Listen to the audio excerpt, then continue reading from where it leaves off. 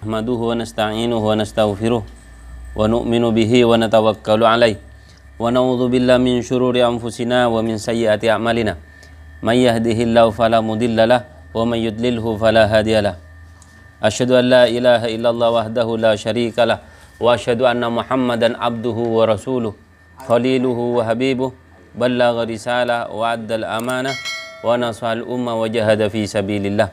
Allahumma salli ala Muhammad wa ala ali Muhammad. Qala Allah Ta'ala fil Qur'anil Karim, laqad ja'akum rasulun min anfusikum azizun 'alaihi ma anittum harisun 'alaikum bil mu'minina raufur rahim. Fa in tawallaw faqul hasbiyallah la ilaha illahu 'alaihi tawakkaltu wa huwa rabbul arsyil azim. Wa qala Rasulullah sallallahu alaihi wasallam, innamal a'malu binniyat wa innamal likulli imri'in ma nawa. Faman kana hijratuhu ila Allah wa rasulih fa hijratuhu ila Allah wa rasulih. Wa man kana hijratuhu lidunya yusibuha aw imraati yankihuha fa hijratuhu ila ma hajara ilaih. Atau kama qala Rasulullah sallallahu alaihi wasallam. Amma ba'd. Hadirin yang dimuliakan Allah Subhanahu wa taala, alhamdulillah pagi ini kita bisa berkumpul kembali belajar sama-sama ini untuk menyibukkan diri dalam majelis ilmu.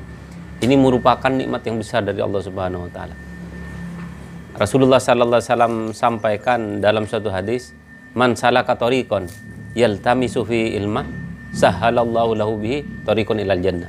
Siapa yang menempuh jalan untuk menuntut ilmu, maka Allah Subhanahu wa taala akan mudahkan jalan menuju surga ini. Maka ini adalah nikmat yang luar biasa dari Allah Subhanahu wa taala. Sampai ini dikisahkan ini ikan-ikan di laut ini mendoakan orang yang menuntut ilmu.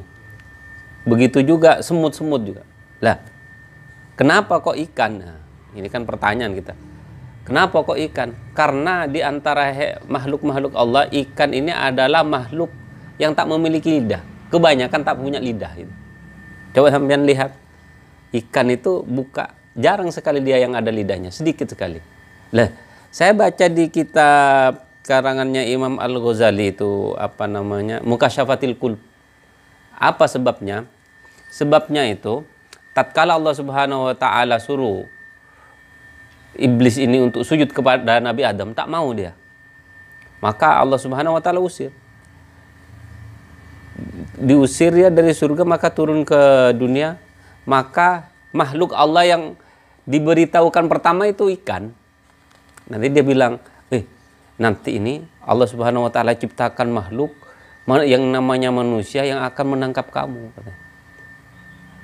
Hewan-hewan yang di laut ini akan ditangkap. Maka dia ngasih tahu kepada makhluk-makhluk yang di laut itu. Akhirnya Allah Subhanahu wa taala cabut itu lidahnya. Lah ini, kalau orang sering ngomongin ini, nyacai tatangkeun, colok na tatangkeun katanya.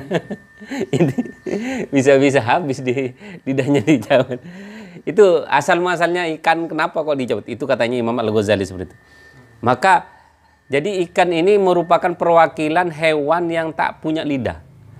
Hewan yang tak punya lidah saja mendoakan orang yang belajar, apalagi yang punya lidah, maksudnya seperti itu. Demikian juga semut. Kenapa dikatakan semut? Semut ini adalah perwakilan hewan yang kecil. Dahulu zaman yang diketahui hewan yang terkecil ini adalah semut. Maka diceritakan ini semutlah yang hewan yang paling kecil itu. Sampai semut di lubangnya, fijuhriha, itu mendoakan orang yang menuntut ilmu, ya, subhanallah. Maka hadis itu sampai malaikat itu membentangkan sayapnya ridha kepada orang yang menuntut ilmu. Itu hadisnya untuk penuntut ilmu. Yang malaikat mengepakkan sayapnya, mengembangkan sayapnya itu. Karena apa? Orang yang menuntut ilmu, man kharaja fi talabil ilmi fa huwa fi sabilillah hatta yarji. Siapa yang keluar mencari ilmu, dia itu di jalan Allah sampai dia ini kembalikan lagi. Subhanallah. Maka ini luar biasa, Imam Suyuti ini mengarang kitab yang simpel sekali. Ini Arba'in Nawawi, 40 hadis ini, 40 hadis lebih lah. Nah, ini hadis ini berkisah tentang perkara-perkara agama yang penting. Makanya ini dianjurkan untuk dihafal. Dulu kita belajar ini dihafal. Karena apa? Fadilahnya luar biasa ini. Maka Imam Nawawi ini menukilkan di sini hadisnya, man hafidha ala ummati arba'ina hadisan min amri diniha ba'atsallahu ta'ala yaumal qiyamah fi zumratil fuqaha wal ulama. Siapa yang menghafal atau menjaga atas umatku 40 hadis dari perkara agamanya, maka Allah Subhanahu wa taala akan bangkitkan dalam kumpulan ahli fikih dan para ulama ini. Subhanallah. Di riwayat lain, ba'atsahullahu faqihan aliman. Allah bangkitkan dia dalam keadaan fakih, ahli fikih, wa aliman, alim dia. Di riwayat lain, wa kuntu law yaumal qiyamah syafi'an wa syahidan. Saya di hari kiamat nanti akan menjadi pemberi syafaat dan saksinya.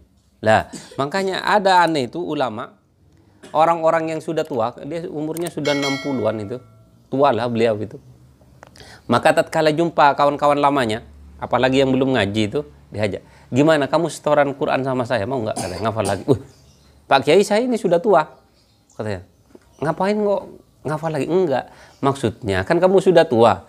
Nanti itu kalau ngafal belum selesai terus meninggal, kan mati dalam keadaan menuntut ilmu." Katanya. Jadi mati fisabilillah katanya. Masya Allah, cerdas sekali beliau itu. Jadi luar biasa. Beliau ini menyarankan kita ini untuk belajar sampai akhir hayatnya. Lah, ini kita akan bahas hadis yang pertama, hadis tentang pentingnya niat ini. An Amiril Mukminin Abi Hafsin Umar bin Al-Khattab radhiyallahu anhu qala sami'tu Rasulullah sallallahu alaihi wasallam yaqul innamal a'malu binniyat wa innamal likulli imrin ma nawa. Faman kanat hijratuhu ila Allahi wa rasulih fa hijratuhu ila Allahi wa rasulih. Wa man kanat hijratuhu lidunya yusibuha aw imraati yankihuha fa hijratuhu ila ma hajara ilaih, katanya. Hadis ini yang bercerita dari Amirul Mukminin. Amirul Mukminin Abi Hafsin Umar bin Al-Khattab. Lah, orang yang pertama kali mendapat gelar Amirul Mukminin adalah Umar bin Khattab ini. Kenapa sampai seperti itu, katanya? Jadi suatu hari Umar bin Khattab ini khutbah, "Ayuhan nas antumul mu'minun wa ana amirukum," katanya. "Wahai manusia, kalian ini orang beriman dan saya amir kalian," katanya. Maka itulah gelar yang pertama. Wa kana qabla dzalika yuqalu ya khalifata Rasulillah. Julukannya khalifahnya Rasulullah, penggantinya Rasulullah. Nah, dan juga digelari Abu Hafs. Hafs ini nama macan gitu. Karena Rasulullah melihat keberaniannya Umar bin Khattab ini. Makanya dijuluki Abu Hafs, bapaknya macan ini, subhanallah. Dan kisahnya keislamannya Umar ini luar biasa ini. Jadi pentingnya doa di sini. Maka Rasulullah sallallahu alaihi wasallam ini dikisahkan di riwayatnya Imam Ahmad, "Allahumma a'izzal Islam bi ahabbar rajulaini ilaika." Ya Allah, kuatkanlah Islam dengan orang yang engkau paling cintai di antara dua laki-laki ini. Bi Umar bin Al-Khattab, yaitu dengan Umar bin Khattab atau Amr bin Hisham. Amr bin Hisham ini adalah Abu Jahal. Karena ini orang-orang kuat dahulu. Ya Allah, kuatkan Islam dengan dua orang ini ya. Umar bin Khattab atau Amr bin Hisham. Ternyata yang Allah Subhanahu wa taala terima adalah Umar bin Khattab ini, subhanallah. Ini pentingnya doa. Maka kita ini kalau ada apa-apa anak kita bermasalah, kita doakan ini. Sebut namanya seperti ini.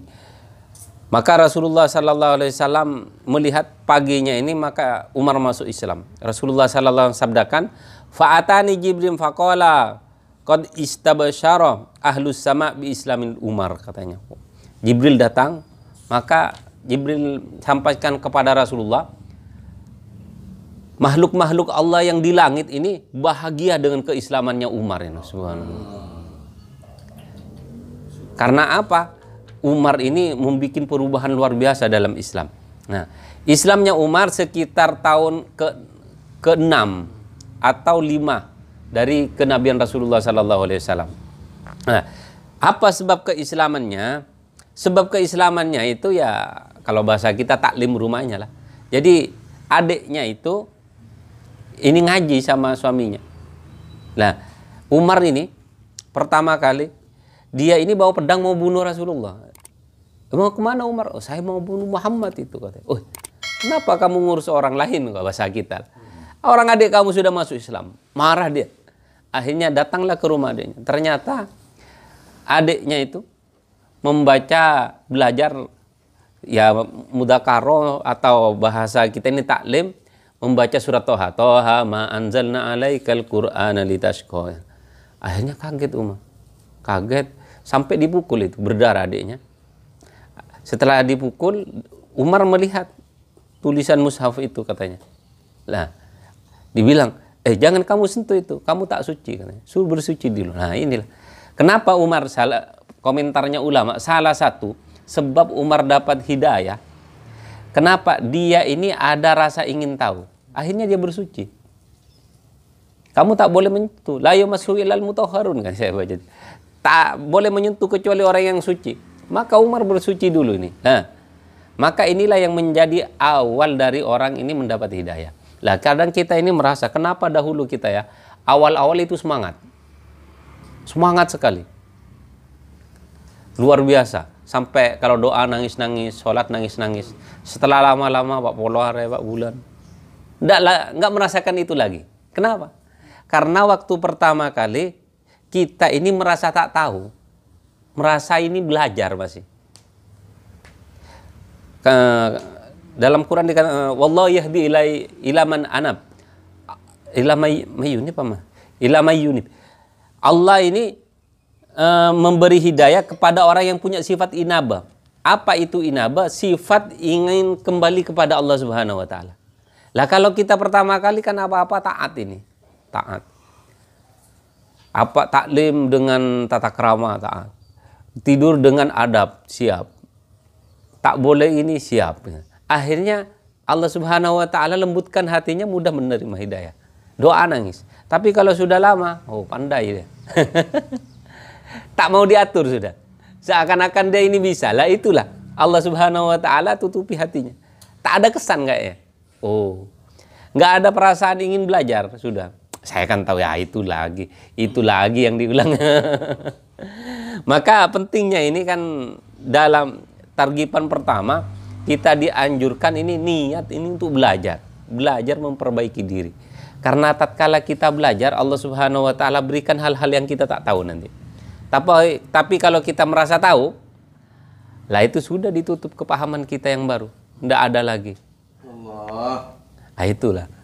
Lah akhirnya Umar bin Khattab itu membaca Quran, terkesan dia akhirnya datang kepada Rasulullah, masuk Islam dia, subhanallah.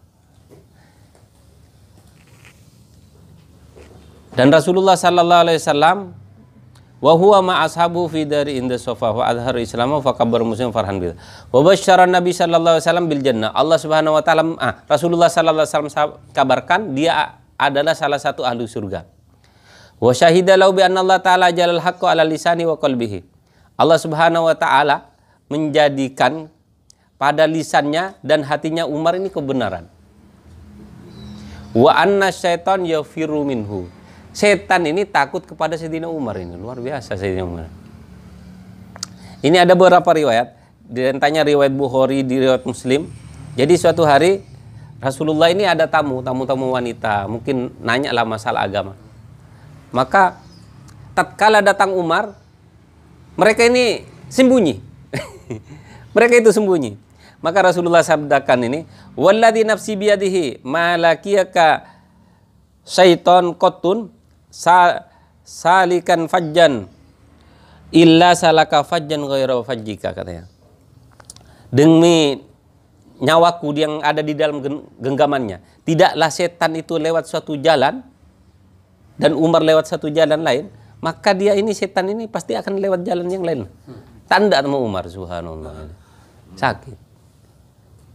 Di riwayat lain ini, jadi Rasulullah ada anak kecil dan orang Habasyah kan, budak itu main kendang. Lah Aisyah itu Siti Aisyah, dia melihat juga. Melihat. Tiba-tiba datang Umar, mai langgap pila juni. Maka ini hadis riwayat Tirmidzi. Rasulullah sallallahu alaihi wasallam sabdakan, "Inni la anzuru ila syaitanal ins syayatinil insi wal jin qad farru min Umar." Saya sungguh melihat setan-setan dari manusia dan jin ini lari dari Umar, ya subhanallah. Setan takut sama Umar. Tapi Umar sentak pun binina. Detik binina lebih dahsyat. Kan dia ada di riwayat itu. Ada orang mau laporkan, ini bininya, istrinya itu agak cerewet lah gitu. Akhirnya dia mau laporan sama Amirul Mukminin. Datang dia ke rumahnya, ternyata Umar lagi diomelin sama istrinya. Diam aja Umar. Bedekasakna orang namoy. Akhirnya dia ditanya, "Weh, ada apa?" "Enggak Umar, saya mau laporan ini. Istri saya ini sering ngomel sama saya kan. Tapi saya datang sini kau diomelin istri saya." Nah, dia bilang, "Iya. Orang yang istri saya ini melahirkan anak saya, rawat anak saya, cuci baju saya, masakkan untuk saya. Ya sudah, saya terima aja kan." Tapi lebih dahsyat dari setan. Lah, apa pendapatnya ulama tentang itu? Syaitan innama yastatilu alal insan bihawahu wa Umar qama hawahu. Setan ini kan menggoda manusia dengan hawa nafsu kan. Memperpanjang dengan hawa nafsu. Lah Umar ini menekan hawa nafsunya, itulah yang menjadikan setan ini takut. Subhanallah. Ya kalau kita ini tak mengumbar hawa nafsu, ya setan ini jadi teman kita lah. Summa innahu kharaja ila majami Quraisy fanada bi islamihi fa asabahum min dzalika ka'abah lam yasibuhum mithlahum. Kemudian Umar ini keluar ke orang-orang Quraisy ini dan dia menampakkan keislamannya sehingga orang-orang Quraisy menjadi takut ini, subhanallah. Berkata Suhaib ini, "Lamma aslama Umar jalasna haulal bait wa tahallaqna wa tufna wa intasafna mimma ghalada alaina," katanya. Tatkala Umar masuk Islam, maka kami ini mulai bertawaf, kumpul-kumpul di Masjidil Haram. Sebelumnya ini takutin, subhanallah. Dengan keislaman Umar, maka Allah Subhanahu wa taala rubah kondisi orang Islam. Dan ini perlu jadi ibrah sama kita. Orang ini meskipun dahulunya ahli maksiat, ini kita jangan remehkan. Ada pernah saya baca, syarrun nas man qatala nabi au qatalahun nabi, kalau tidak salah seperti itu. Paling jeleknya manusia yang membunuh Nabi atau yang dibunuh Nabi. Lah Umar ini daftar untuk menjadi orang paling jelek. Dia kan mau bunuh Rasulullah itu. Tapi apa yang terjadi? Kuburan Umar bin Khattab sekarang ngumpul sama kuburannya Rasulullah sallallahu alaihi wasallam. Jadi Rasulullah, Abu Bakar, Umar itu. Jadi jangan lihat orang itu sekarang. Akhirnya itu kita lihat. Mungkin awalnya dia ini jelek, tapi nanti Allah Subhanahu wa taala beri hidayah, itu rahasia Allah, jangan remehkan. Ada orang ini belum dia ini mungkin masih belum dapat hidayah dari Allah. Nanti kalau Allah Subhanahu wa taala beri hidayah, mungkin dia lebih hebat daripada kita nanti. Kita ini ketinggalan nanti, subhanallah. Inilah diantara keislamannya Umar. Dan Allah Subhanahu wa taala tampakkan ini kehebatan Umar luar biasa ini. Allah Subhanahu wa taala ini tundukkan angin kepada Umar ini. Ini di tarikh Tobari ini dikisahkan suatu hari Umar bin Khattab ini khutbah. Tatkala khutbah, tiba-tiba Umar ini bilang, "Ya Syariah Jabal, weh Syariah, ke gunung-gunung ya, naik ke gunung." Orang-orang heran, ini khutbah kok nggak nyambung apa ya? Ya Syariah Jabal ya, naik ke gunung. Padahal pasukan Syariah ini ada di daerah sekitar Irak ya, di daerah Ajam di sini, di daerah luar Arab, jauh sekali. Apa yang terjadi? Ternyata pasukannya ini lagi berperang, jadi terdesak disuruh naik ke gunung. Ternyata setelah naik ke gunung menang dia, subhanallah. Ini kehebatan Umar bin Khattab yang Allah Subhanahu wa taala berikan. Dan yang masyhur, yang sering kita baca, kisah yang ada di Hayatus Sahabah, bagaimana Allah Subhanahu wa taala tundukkan air pada Umar ini. Jadi Amr bin As pada masa kekhalifahan Umar diutus untuk menaklukkan Mesir. Nah, setelah Mesir takluk, lah di Mesir itu ada adat. Kalau bulan bunah, itu bulan di daerah sana, itu air itu tak akan tinggi, dia akan surut. Kecuali memberikan sesajen. Sesajennya ini bukan kayak di tempat kita ini. Sesajennya ini wanita cantik, wanita perawan cantik yang dipersembahkan untuk penunggu di sana. Jadi jin itu tahu juga mana wanita cantik, mana wanita jelek. Jadi harus disuguhkan seperti itu. Akhirnya nulis surat kepada Umar, oh ini tidak ada, ini bukan adat Islam. Akhirnya Umar bin Khattab ini menulis surat kepada Nil. Ditulis, berikan kepada orang ini, nanti berikan ke Amr bin As, nanti kalau sudah sampai di sana suruh buang, berikan ke Sungai Nil. Maka Amr bin As ini heran, ini solusi dari Umar. Nyampe di Sungai Nil itu sama Amr bin As, sebelum itu dibuka dulu, dibaca. Maka apa isinya? Min Abdillah Umar Amirul Mukminin ila Nil Misr, katanya. Dari hamba Allah Umar Amirul Mukminin, pemimpinnya orang Islam, kepada Nil Mesir, katanya. Amma ba'ud fa in kunta tajri min kibaliki fala tajri.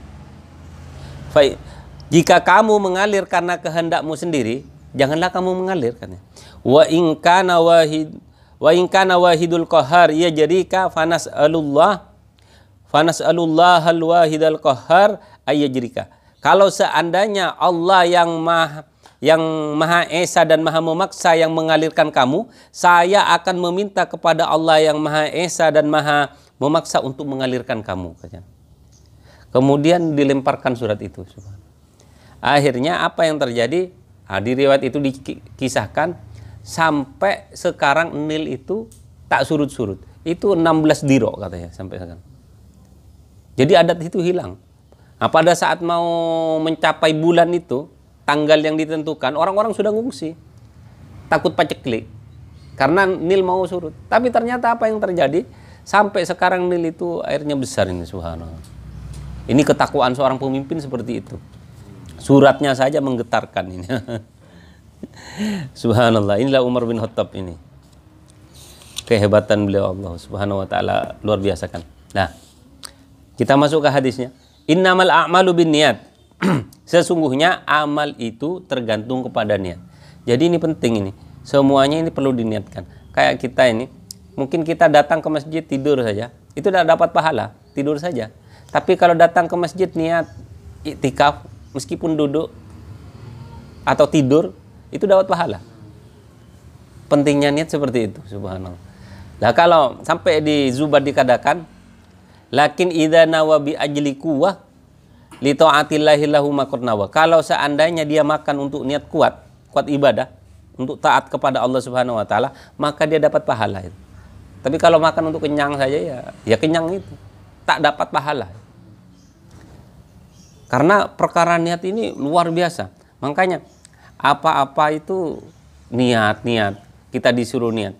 Memang mengenai talafut itu diucapkan, itu sunnah untuk menguatkan hati.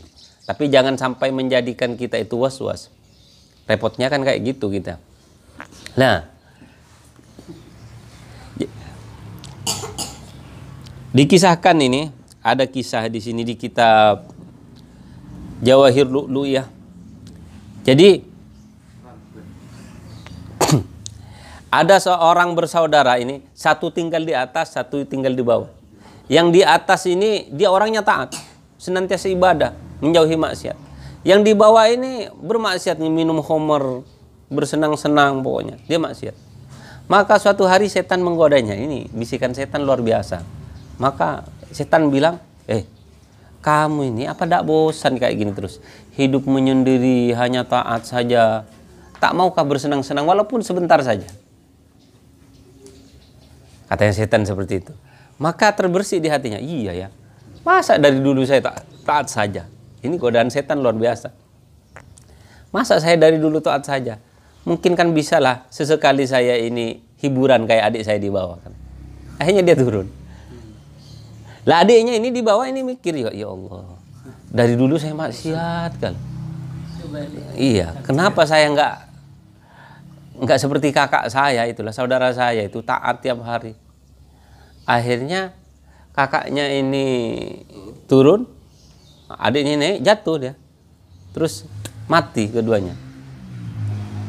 Lah ternyata setelah dibangkitkan, kakaknya yang ahli taat mati dalam keadaan niat maksiat, adiknya ini yang maksiat mati ke dalam niat ini untuk takwa kepada Allah Subhanahu Wa Taala. Nah, ini penting kita.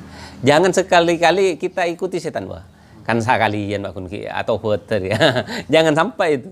Kita nggak tahu kapan ajal ini, subhanallah. Ini setan memang seperti itu, membisikkan segala sesuatu. Ada riwayat mengatakan, Anallaha ta'ala yaqulu lil hafadha yaumal qiyamah, uktubu li abdi kada wa kada minal ajri, katanya. Allah Subhanahu wa taala perintahkan kepada malaikat yang tukang catat amal ini di hari kiamat, tulis ini buat hambaku, pahala ini, pahala ini, pahala ini. Maka malaikat itu yang tukang nyatet bilang, ya Rabbana, wahai Tuhan kami, lang nahfadz dzalika minhu, kami tak pernah mencatat amalan itu darinya.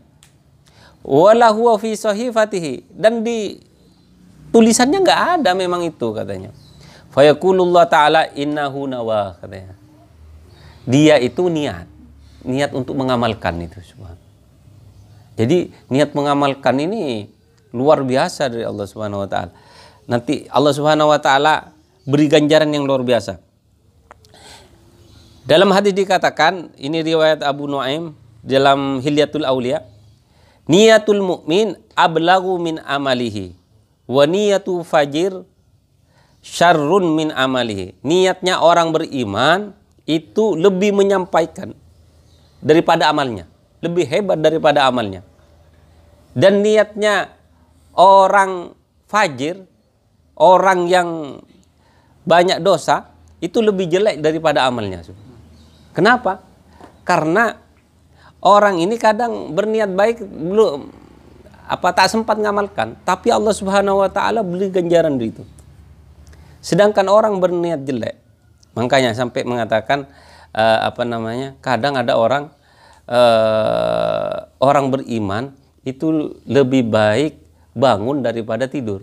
Sedangkan orang yang ahli maksiat lebih baik tidur daripada bangun. Kenapa?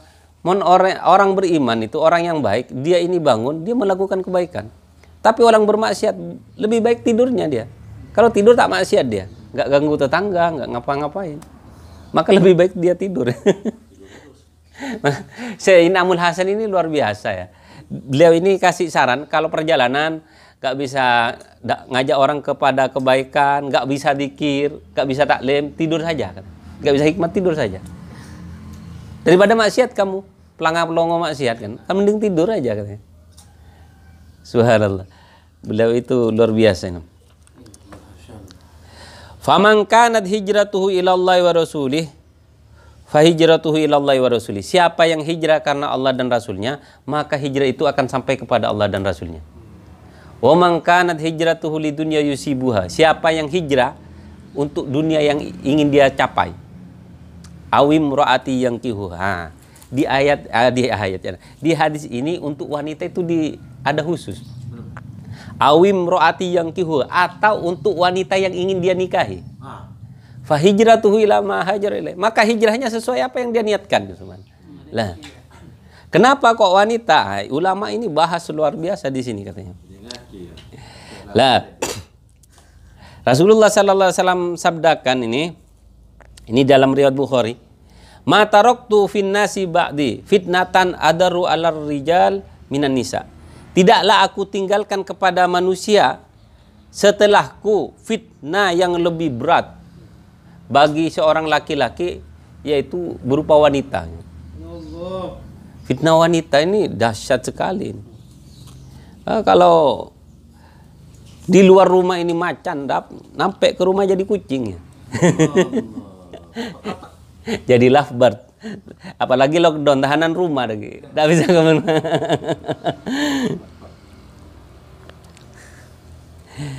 Aili adam istighna anhun. Nah.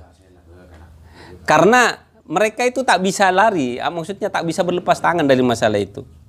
Dari wanita. Wa huwa yahmilu ala zina. Kadang orang-orang ini sampai terbawa-bawa ke zina. Di Quran ini, saya pernah baca di tafsirnya, luar biasa juga ini. Jadi tipu daya wanita dengan tipu daya setan itu lebih dahsyat tipu daya wanita. Kalau Allah Ta'ala, ya Allah, inna kaida syaitani kana dhaifa. Sesungguhnya tipu daya setan itu lemah sekali. Tapi tatkala bercerita wanita, inna kaida kunna azim, katanya. Sesungguhnya tipu dayanya itu besar.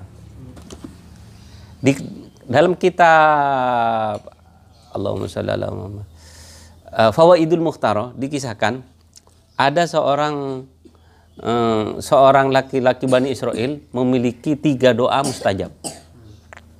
Maka dirayulah sama istrinya dia. Ayo doakan saya lah, katanya. Engkau kan punya doa mustajab. Gunakan untuk mendoakan saya supaya saya menjadi wanita yang tercantik. Akhirnya didoakan. Ya Allah, jadikan dia wanita tercantik. Akhirnya dia jadi cantik, tanda kan lagi nggak mau dia sama suaminya. Nggak mau dia sama suaminya. Waduh, carmet dah. Carmet suaminya. Akhirnya didoakan, ya Allah jadikan dia hewan saja, katanya. Akhirnya didoakan, kalau nggak salah jadi babi. Doa dia sampai jadi seperti itu. Akhirnya anaknya ini membujuk bapaknya, janganlah gitulah Pak. Ibunya pun mendekati anaknya itu, janganlah, itu kasihan ibu saya.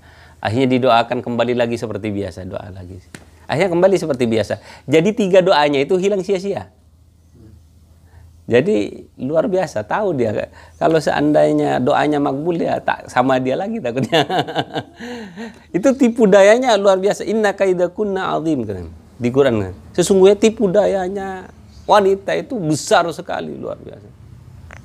Makanya jadi laki-laki itu seorang pemimpin harus bisa pandai-pandai mengarahkan. Kehebatan wanita itu luar biasa. Saya baca semalam itu ada kisah di daerah Arab. Ini mereka berkawan sudah lama, sama-sama bukan orang istilahnya ahli ibadah, enggak. Suatu hari jalan-jalan dia sama temannya, anaknya di bawah. Jadi tatkala naik tanjakan itu anaknya bilang Allahu Akbar. Tatkala turun subhanallah. Kawannya ini tak kerja, ini kaget. Kok bisa? Kamu kan bukan orang, kalau matur bener yang santri, bukan pondokan. Kok bisa anak kamu seperti itu, katanya. Loh, itu istri saya. Saya ini memang bejing. Nah, apa? Ini istri saya ini santri, ini orang baik kan. Akhirnya, jadi istri saya itu luar biasa. Dia ngajari anak kami. Kalau seandainya anak kami itu bertengkar, katanya, maka dia panggil. Sini kamu, katanya. Ibu mau mukul saya? Enggak, saya enggak mau mukul kamu, katanya. Ada apa sini? Kamu mau enggak jadi kamu mau jadi temannya setan apa mau jadi temannya Allah sama malaikat-malaikat ini? Iya, temannya Allah. Tapi kamu kok pilih temannya setan? Loh, kok bisa? Lah itu kamu bertengkar karena setan itu ketawa di pundak kamu sekarang. Hah? Ketawa kita nanya.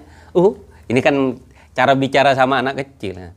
Ibu, bagaimana cara bikin setan itu sedih, katanya? Oh, ya sudah, kamu istighfar 100 kali, katanya. Waduh, sekarang? Iya, sekarang. Astagfirullah, astagfirullah, kan anak kecil. Sudah Bu, belum, kurang 50. Astagfirullah. Sudah Bu, belum, kurang 13. Ya sudah, katanya. Sekarang setan sudah nangis, katanya. Oh iya Bu, saya bikin tambah nangis lagi, saya mau tambahkan istighfarnya. Lah ini pelajaran kayak gini, mungkin ini kan omongan anak-anak gitu kan. Tapi ini luar biasa. Karena perkataan ibu itu diingat. Saya itu ingat. Saya kan dulu kumpul sama nenek saya itu. Nenek saya itu ngasih tahu, "Bok Najong, kalau kamu itu ambil barang orang, nanti dipukul sama malaikat yang punya gada besar sekali. Bakatung gak kudu mercat. Itu kata-kata sepele kayak gitu, itu bikin takut sama anak. Oh iya, takut. Nah, sekarang kita jarang dengar kayak gitu lagi. Jadi luar biasa kata-kata ibu ini berkesan sama anak ini. Makanya lah, tatkala wanita ini dia ini tidak taat kepada Allah Subhanahu wa taala, maka dia akan bikin makar yang luar biasa ini.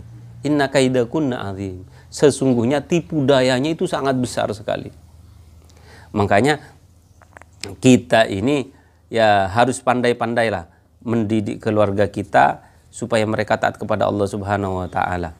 Dan kita lihat ulama-ulama itu lahir bukan istilahnya muncul dengan tiba-tiba, bukan, tapi hasil didikan luar biasa itu. Tatkala orang tuanya ini mendidik taat kepada Allah, ibunya ini mendidik luar biasa, akhirnya menjadi anak hebat. Seperti kisahnya Maulana Umar Palanpuri ini, bagaimana ibunya yang buta huruf tapi ada semangat agama, anaknya itu jadi ulama luar biasa. Jadi kata-kata ibunya itu sampai terkesan sama Maulana Umar. Katanya Maulana Umar, tatkala diceritakan nanti ditanya malaikat Munkar dan Nakir itu, dia katanya Maulana Umar, dia bilang, "Wih, saya sudah hafal jawabannya ibu," katanya. "Marrobuka, uman nabiuku," saya hafal itu katanya. Apa katanya ibunya? "Wahai anakku, di kubur ini lisan yang jawab ini bukan hafalan, tapi amalan nanti," katanya. Kalau cuma hafalan tok ya siapa saja bisa, tapi amalan ini yang jawabnya. Lah, ini maka di hadis ini berkisah tentang wanita khusus karena apa? Kebanyakan fitnah yang terjadi pada diri kita itu karena wanita. Lah, dan ayat yang mengatakan apa namanya? Wa khuliqal insanu dhaifa. Dan manusia diciptakan dalam keadaan lemah. Itu saya baca tafsirnya, dia tak kuat tentang masalah wanita. Meskipun siapa saja, itu tak kuat sama masalah wanita. Ya cuma ditahan saja gitu. Kalau kita ini ya menurutkan hawa nafsu ya terrok ya. Tapi bagaimana pandai-pandainya kita menahan ini. Wallahu a'lam. Mudah-mudahan Allah Subhanahu wa taala pilih kita ini menjadi orang yang sukses dunia akhirat. Sedikit dari saya, kurang lebihnya mohon maaf. Subhana rabbika rabbil izzati amma yasifun wa salamun alal mursalin walhamdulillahi rabbil alamin. Assalamualaikum warahmatullahi wabarakatuh. Waalaikumsalam.